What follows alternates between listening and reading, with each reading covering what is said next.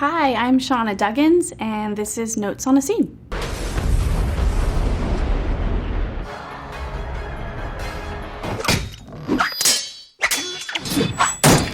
I've been a stuntwoman for 18 years-ish, and then I've been coordinating for probably about 10 of those years. I've been a gymnast my whole life, so performing, flipping, anything with your body, that's just kind of been what I've been doing since I was 6.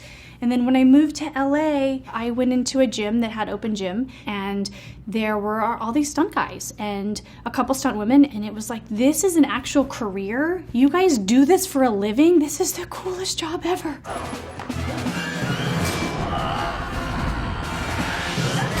Charlie's Angels will always be so dear to my heart. It was my first big movie. It was a lot of firsts for me. I think my favorite stunt, I would say, would probably be the helicopter work. Other than being in Hawaii and taking a helicopter tour, it was the first time I had really worked with a helicopter. And luckily it was with Craig Hoskins as a pilot, who's amazing. I'm 20 years old and I'm being told, hey, just hang from the skid, drop down from your knees, catch Lucy's character, and you're safetied off by this. And then I think another one I'm really proud of would be, it's not as cool of a gag, but it was a big stair fall with Cameron and the bad girl, and it's because it's the first stair fall I had ever done. And they said, well, the only advice I can give you for a stair fall is just go as aggressive and hard as you can. Oh, okay. And they say, so now we're gonna build a platform, they're gonna jump off the platform, hit the top, and then they're gonna fall together down the stairs. It was built, and sure enough, the bell falls, we dive through the doors, hit the thing, and go down the stairs. It was the first, I would say, that wasn't a fight or gymnastics. It was the first stunt somebody said, be aggressive and go for it. Coordinating is a combination of the physical and the mental. You get to sit down with the director and with the creators, and you say, what's the vision you're trying to create with this? And then you come back and you figure out how to bring that fruition, to bring it to life, or you add to it and make suggestions and collaborate with everybody and find the best product.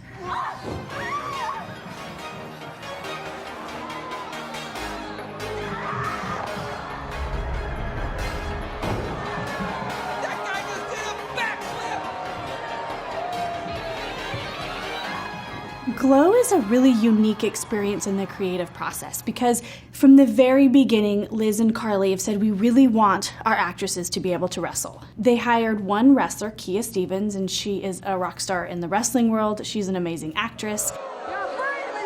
And then all of our other actresses are actresses, musicians, comedians, and they are amazing in their own right at what they do. And so now they're coming in and they're completely out of their world to start with, and we're asking them to look like professionals in a month. And when someone struggles with something, you have 12, 13, 14 girls lifting her up, and then when someone gets something they've been working on, they're also excited for each other, and it's really, really empowering. It's beautiful to watch. When I started Glow, I didn't have a ton of experience with wrestling, so when I took my first meeting, I just said I think the best way to help us and teach these women as quickly as we can is to bring somebody from the wrestling world and we'll team together. They'll know the nuances of the wrestling world, and that's been Chavo Guerrero Jr. for us. And Chico? Chico Guapo. And so then we collaborate together and we'll talk about stuff. So between the two, we're teaching stunt world and wrestling, and it made me respect and appreciate them even so much more. We have a lot of fun. There's a lot of trial and erring and laughter in there, to say the least, when we're playing around and trying. This is Glow Season 2. Liberty Bell is high, and she is wrestling with Zoya, and she ends up breaking her ankle. It was really important to us to do very similar choreography, so you knew that it was the same match that they had trained, but that you saw the difference in Liberty Bell. If you see the training sequence, you see her more together. She does the moves, but she's working with her. And in this one, you start to see everything is a little bit crazy. And in the moves, instead of it being together working with Allie here, they're not really working together anymore. She's off on her own path. So we wanted all the moves to have a similar feel, but just enough on edge. So now she grabs her here, which she's supposed to do in the choreo, but she's very aggressive with her. She starts to kind of control her more than working with her partner. So normally when she brings her into this suplex, she has her in the position, she's gonna have a hand on her front hip and lift her, and she's gonna also help and drive it over, so it's the combination between the two. But if you'll see in this, she doesn't check in with her at all, which wrestlers do, we just don't see it. As soon as she grabs her, jerks her around, she throws her. So that's kind of another thing with the character of switching it to where she's just taking control. Here you can see this hand on Betty is where she's assisting and pushing. This arm is also around her neck, so she's pushing her over, and Allie here is also taking some of it in herself, like she's doing a flip to her back. So she'll go whoop and land on her back, and she has to drop straight down and land on her back. This is where the timing comes in. If she pushes too soon or her leg is late, you have an off kilter, it doesn't go smooth, and she's the one at risk because her neck is the one coming over. And the job of Bashir over here is he's trying to always be in the mix without being in the way. He'll step over here, and then he'll see her lift, and if he's here, he's gonna get landed on, and it risks Allie's head and neck. And then he knows at a certain point, okay, I've gotta come back over here out of the way. And now, usually the other tricky part is you have camera in the ring with them. The camera is over here, and it's on a steady camera in the ring. So you have a camera operator who's moving around, and you have Bashir who's moving around, and now you have two actresses who are performing and flipping and trying to be aware of where everybody else is. But you can see how much this takes together, and no matter what, she's still gonna land on her back. So no matter how padded this is, it doesn't feel good, and it's not a soft pad because you can't hide it. We made ours as nice as we can for them. It's 2 inches of high-dense foam, and every wrestler comes in and goes, oh my God, this is the best wrestling ring we've ever been in. This is amazing. But it's hard. It's jarring on your body. You train it and rehearse it and rehearse it and rehearse it, but at the same time, it is 2 actresses doing this, which is pretty incredible. So now you can start to see her kind of crazies coming out. I don't think she's gonna survive the wrath of liberty. In this choreo, she's supposed to throw her leg, but she's not supposed to just start to take control. So she's got her in a lock here, and now she is grabbing a hold. This is a correct lock where she actually has her knee joint, and she can take control and pivot her. It becomes a pivot point, and she's going to pivot her underneath. And Allie starts it and gives a good push at the beginning to help, but again, her head has to clear underneath and get in between her. So Allie has to help and clear herself to get her through. Allie's coming underneath, and you see her head clearing, and now she's spotting it. She's got her hands ready to land, and then Betty is stepping over her, but you also, don't want to step on her fingers, you don't want to kick her, so there's a lot going on between each other's legs and head. She's supposed to put her ankle in a lock and twist it to appear that she's hurting her, but she doesn't check in to make sure that they're okay. She's trying to check in on the bottom, and Liberty Bell is doing her own thing up on top and goes too far.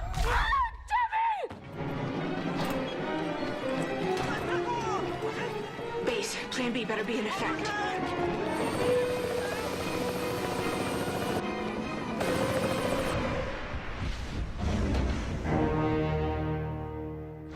I think the building was 12 stories. Most people are like, well, what's below you? There was concrete below me. There was nothing there. So I am hooked to the helicopter. So there's a line there, which is, good and bad. If anything happens to the helicopter, I'm not getting away from it and getting clear. But if I miss the skid, it would just dangle below it. So we did the first 2. We put it about where I thought I could catch it. We caught it. I swung, and it was good. And then they said, we have that piece of the catch. Can we put it out farther so we can really see you stretch as far as possible? So I said, do you need me to catch it? And they said, if you can, great. If not, it's okay. We have that. So I put him out another few feet farther and just dove as far as I could. And I just caught it with my fingertips and then slipped under and then dangled below the helicopter. So he had to then come down, hover on the ground while they get me released, and then he can land. This is our finale episode of season 2, and we have the battle royale going. And then our guys come in because they want to save face, and they decide to wrestle them. So we have two professional wrestlers that come in, Chavo Guerrero Jr. being one, and you'll see Chavo and Betty, they'll start to communicate with each other because this, in theory, has never been rehearsed. This is on the fly. So what it's meant to do is to show that our actresses have escalated to the level at this point to be able to just jump in the ring and call moves to each other and have moves called to them and be able to be a teammate to them and to be an equal to him. And he is such a good wrestler that she's going to do her part and he's going to make her look amazing.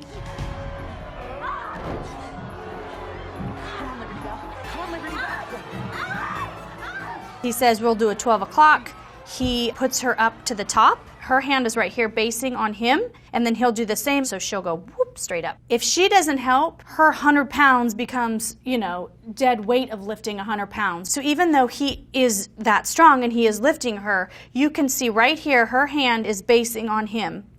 He's got her, which makes it really hard. I mean, the wrestlers are used to it, but normally when we rehearse, we're in sweats or we're in leggings and you can grab the top of the pants and really help. And then we have to remind ourselves that we're always in leotards, so there's not much to grab. He's also got his arm right here, basing, so she has her shoulder resting on his to take a lot of the weight. So she's got a lot of her weight here and a lot of her weight here. So he's pushing her by this and by this.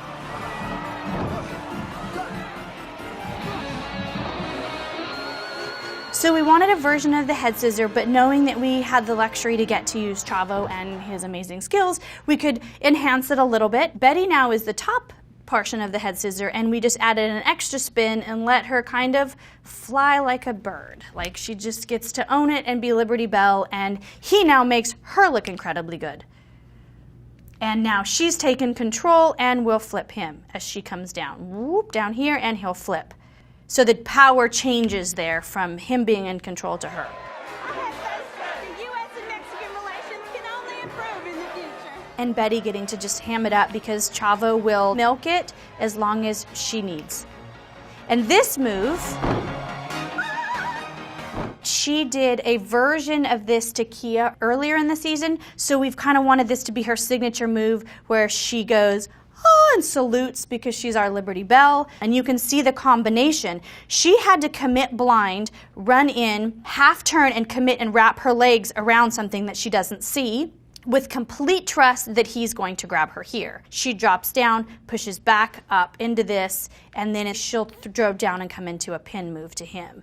I think the fun thing with Glow is you're not doing a fight scene where every move is life and death. With this, it is for fun. You have glitter and big hair and leotards, and I mean, look at these socks, and it's about the fun. It is about the show. So every move is about telling the story and making the show bigger and more fun and more interesting for the audience.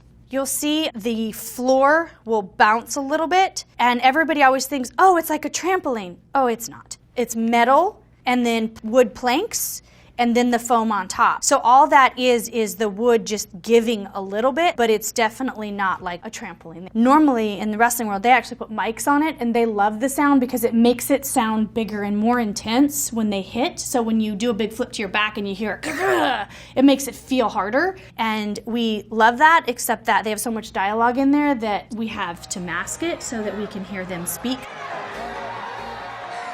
I lose to a girl? Get my face on camera. What do you want to do? Think you can do a backflip? Sure, yeah. So now you'll see when she gets up on him, she's going to communicate with him. Hey, can you do a backflip? She starts to talk, and she's hiding it. Meanwhile, the whole time she's performing, there's still that communication, which is, they do it in the ring with wrestling. You just don't see it all, whether it's through, taps, whether it's through help, whether it's through talking.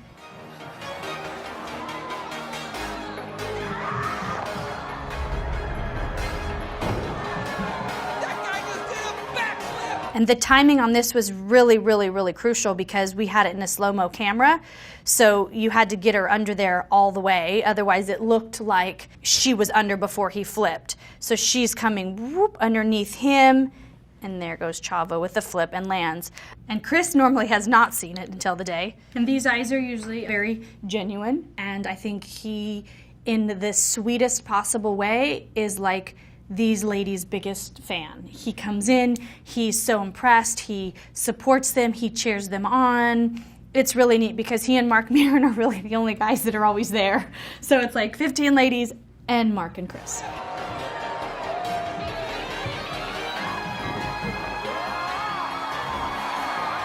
That's the same thing. It's the combination of she's lifting him, but he's also helping her. And she's back to the ladies. With any fight scene in wrestling being the same, you are only as good as your partner. So I can throw the best kick or the best punch, and if they don't sell a great reaction, I don't look very strong, and vice versa. On G.I. Joe, the first one, I was in a mocap suit because she's supposed to be invisible. I throw this kick to the stunt guy's head, and he sells this really great big reaction. Well, I stacked the kick. He did this big front three-quarter. The reaction was amazing. And then they said, we could see air. It doesn't work timing-wise. Shauna, I need you to really kick him. Okay, well, he's got headgear on. He'll be fine. So the camera's coming down. I kicked him. I pulled it, and I just got him at the tail end of the kick. He went, hunk. He went out for a second, and then he just dropped. And they come down, and they're like, the kick was amazing. Your reaction was terrible. What happened to the reaction? And I was like, because he went out. I knocked him out. Cut to take 3. I said, I will stack the kick. They will never know. I'll watch the elevator. You can do the reaction. Because no matter what, when you're kicked hard, it takes a second for your brain to register it, so you're always a little late. So then he made me look incredibly strong. It's the same with the wrestling. She makes him look incredibly strong. Holy shit.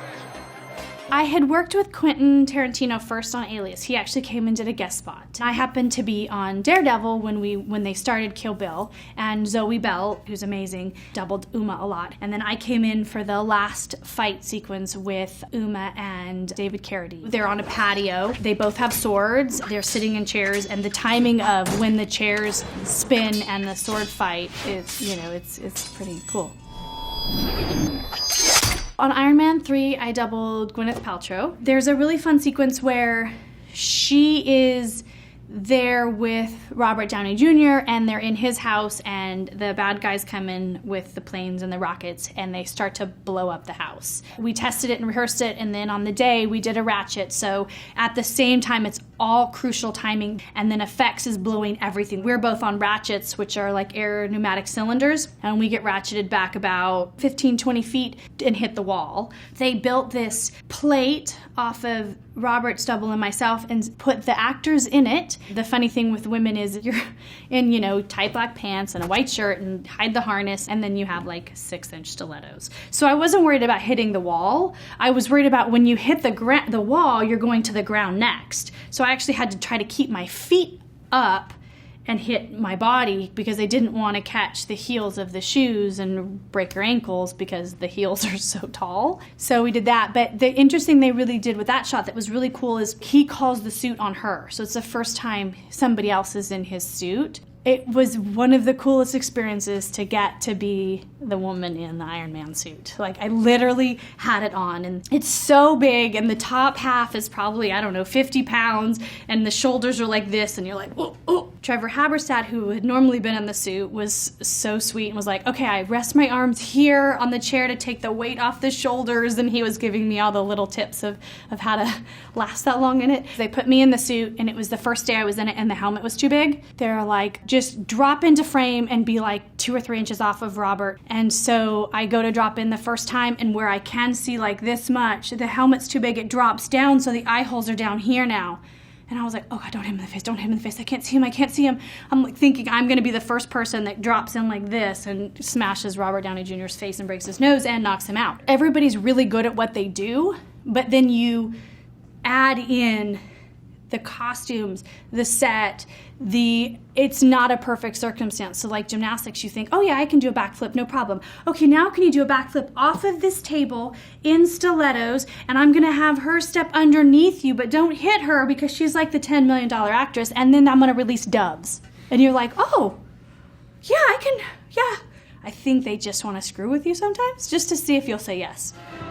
Oh, American sweetheart. Girls like you used for toothpick in Russia. This scene is from season 3. They've been doing the show night after night, and they are bored. So they decide to play each other.